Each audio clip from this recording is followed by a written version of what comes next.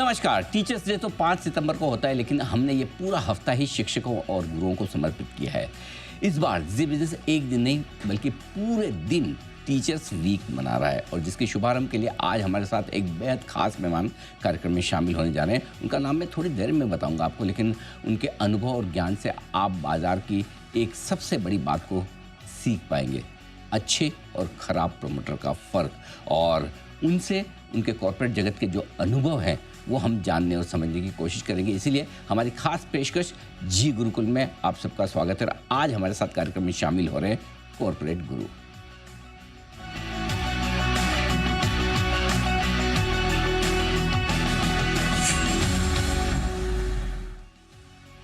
अगर मैं उनका नाम आपको पहले बता दूं तो आप कहेंगे उनको तो मैं जानता हूं, पहचानता हूं, आप सब रोज़ देखते हैं, लेकिन नहीं। पहले मैं परिचय बताऊं और बाद में उनसे आपको मिलाऊं। तो वो पेशे से वैसे चार्टर्ड अकाउंटेंट है, 40 साल से ज़्यादा लंबा गहरा अनुभव है उनका कॉर्पोरेट जगत का, और उनके नाम पर कई सारी बड़ी बड़ी डील्स करने की क्रेडिट जाती है, जैसे कि एक्सिस और एनाम के बीच की जो डील हुई थी, जिसमें एनाम ग्रुप का सारा मर्चेंट बैंकिंग और दूसरा बिजनेस एक्सिस बैंक ने खरीदा था, एमसीएक्स और कोटक के बीच की डील, आईएक्स की बड़ी डील्स, इसके अलावा श्री दिग्विजय सीमेंट जो ट्रू नॉर्थ ने बेचा उसकी बड़ी डील की थी, एसीसी को जब अंबुजा ने खरीदा और बाद में अंबुजा एसीसी और होलसिम की डील्स, इसके अलावा वो आईडीएफसी लिमिटेड जो कि आईडीएफसी फर्स्ट बैंक का प्रमोटर कंपनी है उसके वो चेयरमैन रहे हैं, और ये सारे मर्जर्स एक्विजिशन उन्होंने खुद देखे और किए हैं, उनके गाइडेंस में हुए। जी हाँ, नाम अनिल सिंघवी है, और वो मैं नहीं, क्योंकि उन्हें और मुझे नाम से सेम नाम होने की वजह से काफ़ी लोग कंफ्यूज होते हैं। वो अनिल सिंघवी दूसरे हैं। सर बहुत बहुत स्वागत है आपका, धन्यवाद समय देने के लिए। वैसे तो कभी कभी आप दर्शन देते हैं टीवी पर, लोग पहचान जाते हैं, लेकिन कई बार ऐसा मेरे साथ भी हुआ है, आपके नाम से मुझे फ़ोन आ गया, शायद कभी कभार मेरे नाम से आपको भी आए होंगे। बहुत आते हैं सर। पहले तो उल्टा चल रहा था, और पिछले 5-10 साल से जो आपकी पॉपुलैरिटी का कर्व है वो मैं तो रह गया बॉटम पे, और आप हो गए हिमालयन हाइट्स के। पर चलिए, आज बहुत अच्छा लगा कि दोनों अनिल सिंघवी बिल्कुल स्टूडियो में। अनिल सिंघवी कॉलिंग और टॉकिंग अनिल सिंघवी। आपने 40 साल में कॉर्पोरेट जगत में बड़ी बड़ी डील्स करवाई हैं, बड़े बड़े मर्जर्स एक्विजिशंस आपने खुद ने किए हैं और करवाए हैं, दोनों हैं। मैं उन पर भी आऊँगा थोड़ा, लेकिन पहले शुरुआत करना चाहता हूँ इस एपिसोड को करने के पीछे हमारा पर्पज़ ये है कि मैं देश भर में इतनी कॉन्फ्रेंसेस करने जाता हूँ। हम हमेशा कहते हैं टीवी पे भी, अच्छे प्रमोटर की कंपनी खरीदो, प्रमोटर बढ़िया होना चाहिए, प्रमोटर ख़राब होगा तो आप कभी पैसा नहीं बना सकते। ये अच्छा प्रमोटर है कौन और कहाँ मिलता है, कैसे पहचाने सर? बड़ा अच्छा सवाल किया, और मुझे बहुत अच्छा लगा कि आपने ये बताया कि ये पूरा हफ्ता गुरु के हिसाब से काम करेंगे। पर मैं क्षमा चाहूँगा, मैं गुरु नहीं हूँ, अभी भी शिष्य हूँ। गुरु होने के लिए तो बहुत मुश्किल वाला काम है, पर मैं एक स्टूडेंट रहा हूँ, इसलिए मैं आपको बता रहा हूँ। मैं शिष्य रहा हूँ, मैं स्टूडेंट रहा हूँ कॉर्पोरेट गवर्नेंस का, और एक अच्छी कंपनी और एक ना अच्छी, इतनी अच्छी कंपनी नहीं, उसमें फ़र्क क्या होता है। और सबसे बड़ा काम है कि आपने ये सवाल पूछा कि वो प्रमोटर कहाँ मिलते हैं और कैसे परख की जाए। तो सबसे बड़ी परख ये होगी कि आप उनके जो बिजनेस मॉडल है और जो एक काम करने का तरीका है उसको आप थोड़ा सा नज़रिए से लगाएं और पता करें कि यार इस कंपनी के अंदर उनकी जो क्षमता है उस क्षमता का हमको उसका पूरा परिणाम मिला कि नहीं मिला। और दूसरा कि उस कंपनी के बोर्ड पे, जैसे मैं जोकिंगली कई बार कहता हूँ कि आप बेडरूम को बेडरूम रहने दीजिए, बेडरूम को बोर्ड रूम मत बनाइए। ये मेरी आप मिलिए, ये मेरी धर्मपत्नी है, ये मेरे 2 पुत्र हैं और ये मेरा दामाद है, बोर्ड रूम उसी से भर गया। तो वो बेडरूम की चर्चा, आप बेडरूम में भी वही डिसीजन ले सकते हैं, पर आप वो डिसीजन क्यों बोर्डरूम में लेके आ रहे हैं और क्यों आप काम कर रहे हैं? पता चला बेडरूम में बोर्डरूम वाले काम हो रहे हैं, बोर्डरूम के काम, तो वो थोड़ा मुश्किल वाला काम होता है। तो ये मेरे हमेशा एक रहा हुआ है कि आपका लड़का होनहार है तो let him also compete along with other professionals in the company. क्योंकि आपका लड़का है, 21 साल का है, अभी कुछ ग्रेजुएट होकर आया और आप उसको लगा दिया कि मेरा है। अब पुत्र मोह में तो काफ़ी चीज़ें दुनिया भर की खत्म हो गई, राइट? तो महाभारत हुई है। तो सारा पुत्र मोह के हिसाब से काम थोड़ा मुश्किल वाला काम होता है।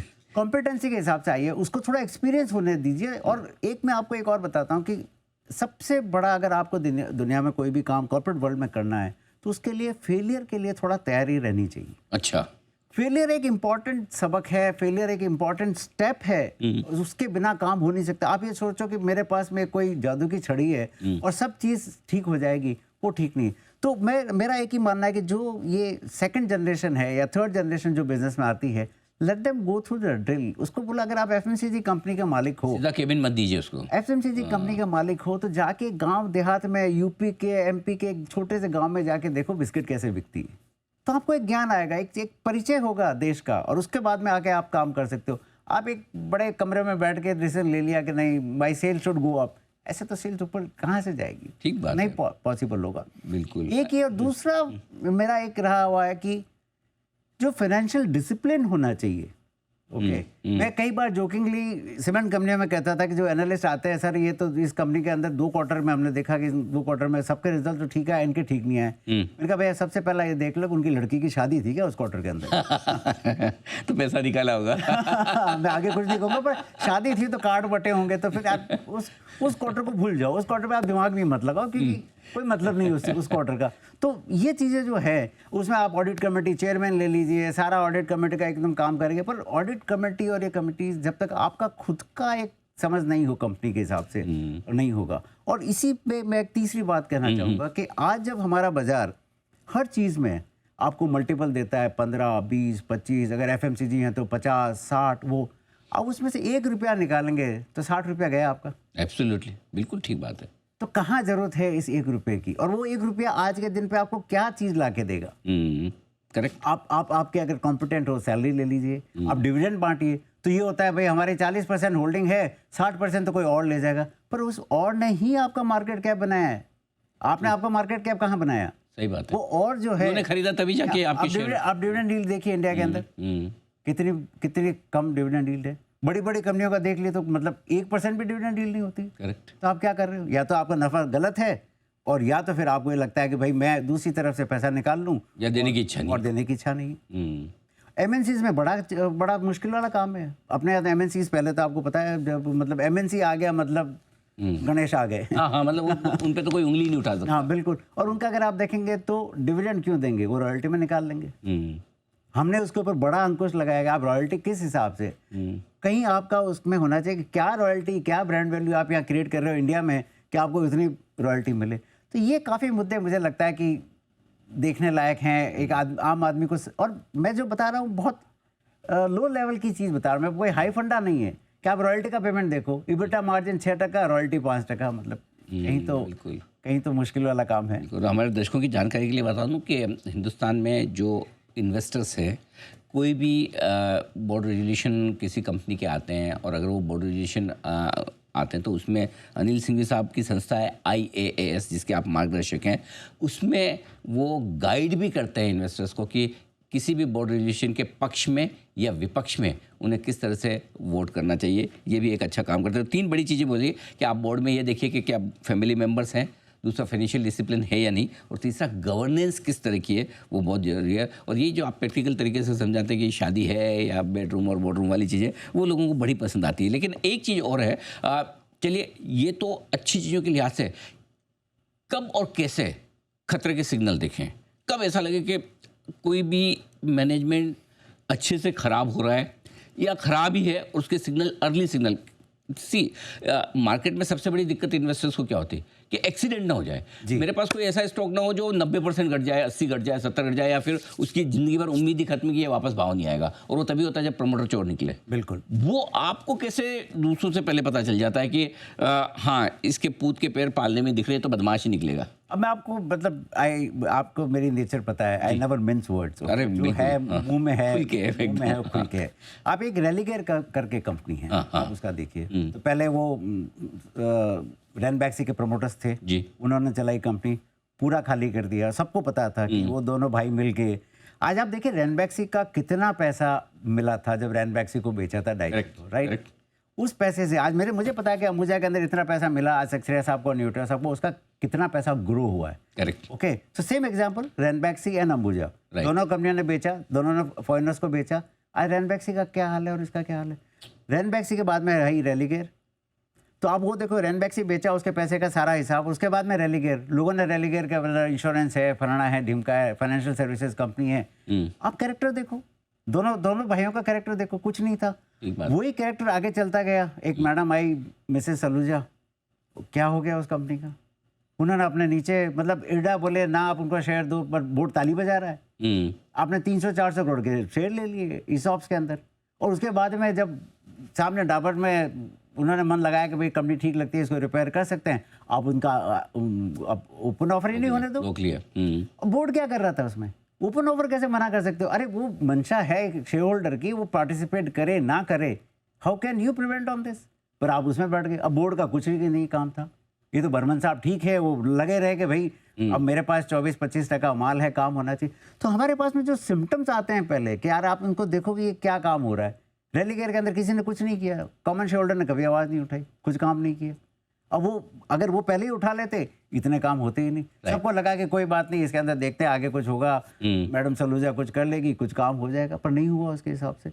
तो ये चीज़ें आज आप दूसरी कंपनी का, जैसे कोई भी कंपनी का आप समझिए कि 2, 3, 4 क्वार्टर के अंदर निरंतर उसके अंदर कोई ना कोई मसला गवर्नेंस का उठता जा रहा है और कोई उसके ऊपर कामकाज नहीं हो रहा है, कोई देख नहीं रहा है, कोई कुछ काम नहीं कर रहा है। आई थिंक वो नज़र तो सामने आनी चाहिए। और कई बार हमने देखा है बाजार के अंदर कि हम हमारी रिपोर्ट लिखते हैं, भाई इसमें ये बराबर नहीं है, रेजोल्यूशन नहीं है, रेजोल्यूशन फिर भी पास हो जाता है, काम हो जाता है।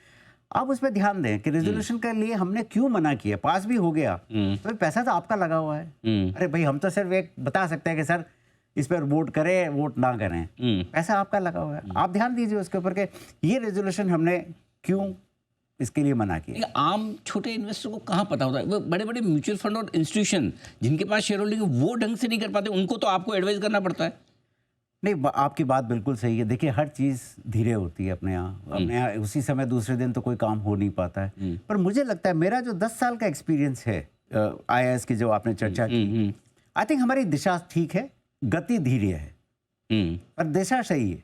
लोग आज अब जागरूक होते जा रहे हैं। करेक्ट कि भाई ये काम ठीक नहीं है, मैं अपने पैरों पे खड़ा होकर रेजोल्यूशन को अपोज करूंगा उसके हिसाब से। और रिटेल पार्टिसिपेशन जो पहले बिल्कुल नहीं होता था, पहले लोग वोट ही नहीं डालते थे। एक आदमी था कि भाई मेरे को डिविडेंड और कैपिटल वैल्यू से मतलब है क्या, ये वोट का मीनिंग भी नहीं पता था, वोट कैसे देना वो भी नहीं पता था। देखिए अब उसमें तो आया तो है कि वोट तो होते हैं, रिटेल पार्टिसिपेशन वोटिंग में भी हो रहा है। तो बड़ा इंपॉर्टेंट सिचुएशन है कि जो काम हो रहा है। आज आप देखिए इंडसइंड बैंक के अंदर कि हिंदुजा के बोर्ड सीट होनी चाहिए या नहीं होनी चाहिए, ठीक है, डिसीजन बिल्कुल रिजेक्ट हुआ। बिल्कुल हमने कई बार देखा है कि रॉयल्टी के मुद्दे के ऊपर जब हमने पहली बार एजुकेट करना चालू किया लोगों को, मारुति उद्योग वाज द फर्स्ट वन जिन्होंने 6% बोला कि सुजुकी को मिलना चाहिए रॉयल्टी। हमने पूछा आपका EBITDA मार्जिन कितना है? 5-6% है। वही दे दोगे आप 6% आप बोले, और वो 3% से 6%। तो हमने उसका क्या कि मेजोरिटी और माइनॉरिटी, मतलब क्या होना चाहिए कि आप आपकी वोटिंग नहीं करोगे इस पे क्योंकि आप इंटरेस्टेड पार्टी हो, आप रिलेटेड पार्टी हो, तो गाँव को आप वोट करने तो वो डिफीट होते। एक और इंटरेस्टिंग चीज़ है जो आपके अनुभव से मैं जाना, तो ये गवर्नेंस के मुद्दे और अच्छे खराब प्रमोटर। सीमेंट स्पेस में आपकी तो पूरी जिंदगी निकली, अंबुजा में आपने कितने साल बिताए? 23 साल बिताए, और अभी भी आप श्री दिग्विजय सीमेंट के चेयरमैन हैं, राइट? तो हिंदुस्तान में सीमेंट सेक्टर की समझ रखने वाला सिंघवी साहब से ज़्यादा ही कोई बड़ा एक्सपर्ट होगा। एक और स्टोरी अंबुजा सीमेंट की है, वो सीमेंट है। दूसरी तरफ JP एसोसिएट, वो भी सीमेंट था। दो कंपनियों एक ही बिजनेस में, क्या फ़र्क, आप क्या कैसे देखते हैं? देखिए अंबुजा के अंदर जो मेरा अनुभव रहा और जो प्रमोटर्स के साथ मेरा कामकाज रहा उसके हिसाब से, तो हमने था कि हम कस्टोडियन हैं सब शेयर होल्डर्स के। तो मेरा एज ए CFO पहले और फिर CEO के कस्टोडियन है, चाहे आप मेजॉरिटी शेयर होल्डर हो या माइनॉरिटी शेयर होल्डर हो, सभी के कस्टोडियन है। वही काम आप करिए, वो काम होगा। जयप्रकाश के अंदर आप देखेंगे अगर सीमेंट प्लांट जो उन्होंने लगाए थे एज ए प्लांट, ओके, मेरे ख्याल से best of the class, best in the class plant, अच्छा, ओके। पर जो नज़र हटी उनकी, जो काम था कि जो EPC में काम कर रहे थे, वही काम का थोड़ा सा समझ में आया कि वो सीमेंट में काम होना चाहिए। तो जो आपको मैंने बताया कि वो इस घर में इस क्वार्टर में शादी है या कुछ और कोई काम हो रहा है, एक बार अगर वो चीज़ आपको लग जाती है, उसको मैं धुन कहना चाहूँगा कि धुन एक बार लग जाती है छोटी सी भी, वो धीरे धीरे पूरी इमारत लत खत्म हो जाती है। लत लग जाना, क्या छोटा काम कर रहे हैं, ठीक है, अभी कॉन्ट्रैक्टर हो, आपकी मजबूरियां हैं, गांव करवा रहा है, आपको नहीं करना, पर आप एक समझ में आता है आप एक दायरे में काम कर रहे हो, उस दायरे में काम करिए। सभी को है, मुझे नहीं लगता है कि कोई कंपनी खड़े होकर बोल सकती है कि भाई मैंने 1 रुपये का कभी कोई चीज़ का खर्चा नहीं किया, करना ही पड़ता है। मैं उसमें बात से सहमत ही नहीं हूँ, कोई बोलेगा तो भी झूठ बोल रहा है, ऐसे मान के प्रैक्टिकली कुछ लेवल तक आपको होगा कोई ना कोई, पर आप उसको पूरा नज़रअंदाज करके आपका पूरा बिजनेस मॉडल उसी पे बना लो तो क्या होगा। आप देखिए पूरा जयप्रकाश इंडस्ट्रीज का पूरा इतनी बड़ी कंपनी, EPC का, सीमेंट का, hydro electric power plant, hydro electric power plant में they were the one of the best, पर पूरी कंपनी खत्म हो गई क्योंकि वो डेट के ट्रैप में आते गए, काम होता गया। कभी आपने फाइनेंशियल डिसिप्लिन नहीं समझा, वो भी सभी पूरी फैमिली लगी हुई थी उसके अंदर। कभी एक आदमी को हाथ में आपने पूरी कमान दी नहीं, वो मुश्किल वाला काम। So corporate governance is actually all it's a question of आपका, as I mention to, board room bedroom में फ़र्क ही नहीं पता चले। फिर आपको उसके हिसाब से होगा फाइनेंशियल जो डिसिप्लिन होना चाहिए वो डिसिप्लिन नहीं है। जो आपको मैंने उदाहरण दिया कि 1 रुपया निकालोगे, गांव आपको 20 रुपया उसका वैल्यूएशन दे रहा है। करेक्ट। क्या मीनिंग है उसका? हाँ, जो बिजनेस के लिए आपको जो जरूरत है उसके हिसाब से, पर when it goes beyond, okay, तो आपको पता चलता है। और एक जो जनरली मैंने इतने सालों में मार्केट में देखा है, करीबन 35 साल से मैं देख रहा हूँ जी। एक आम धारणा है किसी भी इन्वेस्टर की कि फॉरेन कंपनी है जी विदेशी प्रोमोटर है, जी टॉप क्लास 24 कैरेट गोल्ड है, AAA रेटेड है, और इंडियन प्रोमोटर है मतलब चोर है, या फिर हमेशा वो मन में। क्या ये धारणा जो लोगों की है ये सही है कि सारे क्या विदेशी कंपनियां, विदेशी प्रोमोटर बहुत अच्छे होते हैं और सारे हिंदुस्तान के प्रोमोटर खराब? क्या ये सोचना ठीक है? बिल्कुल गलत है, बिल्कुल गलत है। मतलब मैं तो कहूँगा शायद इस हद तक कि जितना abuse, okay, I won't say corruption, जितना अब्यूज MNCs का रहा हुआ है सिस्टम को अब्यूज करने का, इंडिया के सिस्टम के अंदर हिसाब से, और उसके कई तरीके थे जो उन्होंने अपनाए, जो आम आदमी के लिए थोड़ा मुश्किल था देखने का। जो सबसे पहले मैंने आपको रॉयल्टी का बताया, रॉयल्टी के अंदर जो ब्रांड्स कई बार इंडिया में ही पैदा हुई हैं, उन पे आप किस चीज़ की रॉयल्टी दे रहे हो? वो जो होम ग्रोन ब्रांड्स हैं जो आपने खरीदी हैं, उनके ऊपर रॉयल्टी तो हो ही नहीं सकती। FMCG कंपनीज के अंदर देखिए आप उसके हिसाब से। दूसरे करिए कि जो परचेजेस होती हैं सारी ग्लोबल प्रोक्योरमेंट होगा। ये मैंने होलसेल में देखा। आई वॉज वेरी सरप्राइज जब मैं होलसेल का CEO बना एक अपने ट्रांजिशन की वजह से। हाँ, तो मैंने तो तीन सिचुएशन देखी मेरी जिंदगी की उसके हिसाब से कि प्रमोटर के साथ में है, सारा काम ठीक हो रहा है, डिसिप्लिन है, CFO थे तो 20 साल तक अपने बिल्कुल मतलब कुंडली मार के बैठे थे कि भाई कुछ नहीं हो सकता है। उसके बाद जब MNC आया तो था कि globally it was the largest company, पर उसके सबसे बड़ा काम होता था कि कोई प्रोक्योरमेंट करना है, छोटा प्रोक्योरमेंट करना है, no this will be global team which will be looking it. आपको कोयला खरीदना है, जो हम बैठे थे कि भाई इंडोनेशियन कोयला है, साउथ अफ्रीकन कोयला कर लो, no this will be decided by Zurich, they will decide on this कि आप कोयला कहाँ से खरीदोगे। फिर बाद में पता चलता है उनकी खुद की ट्रेडिंग कंपनियां क्रिएट की हुई थी। वो ट्रेडिंग कंपनी में आपका पूछ ही नहीं सकता कि भाई मेरे को $40 कोई 38 में दे रहा है, आप 40 में क्यों हो रहा? No, this a global practice, unquestionable situation. अच्छा। वो $2 कहाँ जा रहा है? वो ट्रेडिंग कंपनी के अंदर जा रहा है। बराबर। तो सारा काम होता है। फिर रॉयल्टी का काम हो गया, आप डिविडेंड ना दो, रॉयल्टी दे दो आप उनको, ब्रांड वैल्यू के हिसाब से काम कर लो। शेयर्ड सर्विसेज करके उसका नया नाम निकाला, बिकॉज अगर आप ब्रांड, मैंने बताया भाई अंबुजा ब्रांड तो आप ले ही नहीं सकते हो ना, क्या कैसे लोगे आप? तो शेयर्ड सर्विसेज उसके 2% के हम सारे best global practices we are bringing to India. अरे हम तो प्रैक्टिसेस ठीक ही चला रहे हैं भैया, कामकाज ठीक चल रहा था, अच्छे तभी तुमने खरीदने का सोचा, हो रहा था सभी का, और हम इतने ठीक थे तो आपने हमारे साथ दिल लगाया ना, नहीं तो आप दिल कहाँ से लगाते? सही बात है। अच्छा, अब मैं आपको एक दूसरा उदाहरण दूंगा। इंडिया आ गए, सब काम हो गया, ग्रोथ जो है, cement industry is known for growth, right. जब अंबुजा बिकी होलसेल को तो उसकी total capacity Ambuja ACC put together was करीबन 40-45 मिलियन टन 2005-06 में। 2022 तक अडानी साहब तब तक नहीं लिया था, 40-45 मिलियन से 60 मिलियन आए बस। आप सोचो, UltraTech was just about 25 million tons, ठीक है। 2022 में UltraTech was almost about 130 million ton, 130 हो गया। ये ग्रोथ थी इंडियन प्रोमोटर की। 40-45 से 60 आए, वो आ गए 25-30 से 130, मतलब डबल हो गए आपसे, आधे थे वो डबल हो गए। और अब अंबुजा ACC 2022 से 2025 3 साल ही हुए हैं, वो जो 60 थी 100 हो गई। 100 हो गई। अनडाउटेडली एक्विजिशंस किए हैं जो भी किए, लेकिन अंबुजा मैंने जब ज्वाइन किया था सर 20 करोड़ की मार्केट कैप थी, सिर्फ 20 करोड़ की, ठीक है। मैंने उस समय IPO के टाइम में ज्वाइन किया था। जब एग्जिट करवाई और जो आपने बताया था कि कोई इन्वेस्टमेंट बैंकर नहीं था, आज भी मैं बड़े गर्व से कह सकता हूँ कोई इन्वेस्टमेंट बैंकर नहीं था। अच्छा, जो डील हुई थी, जो डील, पूरी डील अंबुजा ACC दोनों के हिसाब से 20,000 crore, wow, for the value. तो कई बार ये कितने सालों में हुआ सर? 20 से 20,000 करोड़। ये देखें 86 से लेके 2006, 20 साल के अंदर 20 से 20,000 करोड़। तो कई बार ये होता है कि भाई old age industry can not make money, ये न्यू एज इंडस्ट्रीज हैं, उसके अंदर बड़ा जो काम आज के दिन पे AI का काम हो रहा है, या EV का काम हो रहा है, या क्विक कॉमर्स का काम हो रहा है, इन सब का कि वैल्यू उसमें क्रिएट होती है। सर वैल्यू इसमें भी क्रिएट होती है, ये रियल कैश फ्लो हैं। तो एक चीज़ जो इस शो का समापन करें उसमें मैं आपसे जानना चाहता हूँ कि क्या ये सही है कि अगर प्रमोटर अच्छा है, आपने ख़राब भाव में यानी थोड़े महंगे भाव में ले लिया आप, तो भी आपका पैसा बन जाएगा, कम से कम पैसा टूटेगा नहीं, और ख़राब प्रमोटर है उसका स्टॉक अगर आपने कभी कोई सस्ते भाव में भी ले लिया तो भी आप उससे पैसा बना पाएंगे, ये नामुमकिन है कि मतलब एक कॉमन इन्वेस्टर्स के लिहाज से कैसे देखते हैं? देखिए 24 कैरेट की अगर आप ज्वेलरी खरीदोगे तो 24 कैरेट का दाम मिलेगा। अब उसमें आप अगर 14 कैरेट के खरीदोगे, सोना सोना ही है तो 14 कैरेट के दाम मिलेगा। उसमें तो आप 14-24 नहीं हो सकता है 24-24 ही रहेगा। आपने कोई बात नहीं, आपने थोड़ा ऊपर भाव में भी लिया जी, ओके, तो कोई तकलीफ नहीं है, आप आराम से चैन की नींद सो सकते हैं। पर सस्ता लिया, उसकी तो चैन की नींद है, आपकी नींद हराम है, ये मान के चलिए। और इसका तो बहुत अनिल जी बहुत उदाहरण है कि जिसमें जो कंपनी के अंदर प्रोमोटर की अगर प्रॉब्लम है, प्रोमोटर का इशू है, तो वो कंपनी मुश्किल वाली काम है, क्योंकि वो कभी भी आपको वैल्यू क्रिएट करके आपको दाम नहीं मिलेगा उस चीज़ का, कितना भी हो जाए। देखिए बाजार का मैं कभी टिप्पणी नहीं करूंगा, कई बार होता है बाजार के अंदर एक माहौल बनता है, एक चीज़ बनती है, वो काम होता है। पर सस्टेनेबल बिजनेस मॉडल जो है कि आप पैसा लगा के आप सो गए चैन की नींद, क्योंकि आपने लगाया। जैसे आप फिक्स डिपॉजिट है, रिसीट लेके आ गए, उसके बाद आप रोज जाके बैंक को देखते नहीं हो, ब्रांच को देखते नहीं हो कि ये ब्रांच के अंदर मैनेजर चेंज हो गया, क्या हो गया।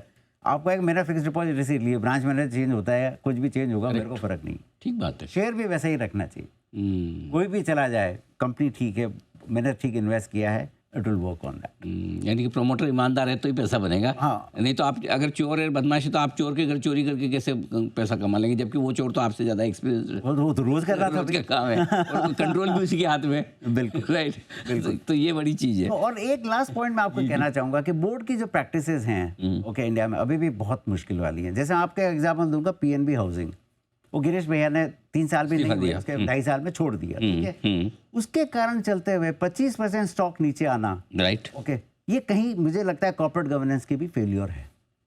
भाई CEO can not be bigger than organisation, okay. और हम अमेरिका नहीं है, अमेरिका में आज भी वो पद्धति है कि सीईओ इज मतलब वो शाहरुख खान है, नहीं। हमारे यहाँ होता है बोर्ड प्रैक्टिस ऑल दैट, क्योंकि आज हमारा जो इक्विटी मार्केट है, जो आप देख रहे हैं कि सेविंग जो हिंदुस्तान की है, वो फिक्स डिपॉजिट से निकल के शेयर बाजार में आती है। तो board governance practices has to be such कि आप दूसरा अच्छा सीईओ लेके आओगे, आपकी काबिलियत होनी चाहिए, you come back and say that okay will hire somebody else, और वो गया क्यों, उसका कारण होना चाहिए। ठीक बात है। The investor should be educated on this कि आदमी क्यों छोड़ के जा रहा है, पैसा है या कुछ और चीज़ है जो हम नहीं दे पाए, क्योंकि एक 20% एक दिन में निकल तो वो जो इस्तीफा वही आता है पर्सनल रीजन से, निजी कारणों से इस्तीफा। I think we should have कारण निजी नहीं होने चाहिए। शायद हमारा जो, मैं आपको एक लास्ट चीज बताना चाहूंगा, एशिया के अंदर आज हमारी जो गवर्नेंस है, प्रैक्टिसेस हैं, ओके, एशिया की बात कर रहा हूँ मैं, एशिया वी आर नंबर 1। अच्छा, हम बेहतर हैं, वी आर नंबर 1। अच्छा, इतना सब खराब होने के इतना सब होने के बाद में तो आप सोच सकते हैं कि कोरिया में और जापान में क्या काम, वहाँ सुमो रेसलर, जापान से बेहतर है, सुमो रेसलर आते हैं सर एजीएम के अंदर। आप क्या बात कर, आपने बात की, उसके बाद आप सीधा बाहर हो, 2 रेसलर आएंगे उठा के ले जाएंगे आप, ये हाल है। तो हम थोड़ा ठीक है सर, ओह, हम मतलब सारी बुराइयां नहीं है हमें, हम हमारी, मैंने आपको ही बताया, हमारी दिशा ठीक है, गति शायद थोड़ी। मैं इसीलिए मैं आपका बड़ा फ़ैन हूँ, मैं आपको पसंद करता हूँ, क्योंकि आप है ना कोई भी चीज़ों को दिल में नहीं रखते, और जो दिल में है वही मुंह पर है और वही दिमाग में भी है, तो वो बिल्कुल जो है अच्छा है तो भी दिल खोल के बोलेंगे, ख़राब है तो भी सुनाने में ज़रा भी हिचक नहीं करते। बहुत बहुत धन्यवाद सर। आज से हमने इस सीरीज़ की शुरुआत की, और पहले गुरु के तौर पर हमने ये आपका बड़प्पन है, लेकिन इस सीरीज़ में आपको हम पूरे हफ्ते इकोनॉमी गुरु, इन्वेस्टमेंट गुरु, मार्केट गुरु और अलग अलग तरह के जो हमारे जिन लोगों ने अपने अपने फील्ड में महारत हासिल की और कुछ ऐसा बड़ा काम किया है, उनसे हम आपकी मुलाकात करवाने जा रहे हैं। बताइएगा, अपने विचार लिख के भेजिएगा, कैसा लगा आपको ये इंटरव्यू, और हमें भी काफ़ी कुछ गुरुओं से भी और आपसे भी सीखने को मिलेगा। सर बहुत बहुत धन्यवाद आपका, शुक्रिया हमारे साथ जुड़ने के लिए। इस खास गुरुकुल के शो में आज के लिए इतना ही, मुझे दीजिए इजाज़त, नमस्कार।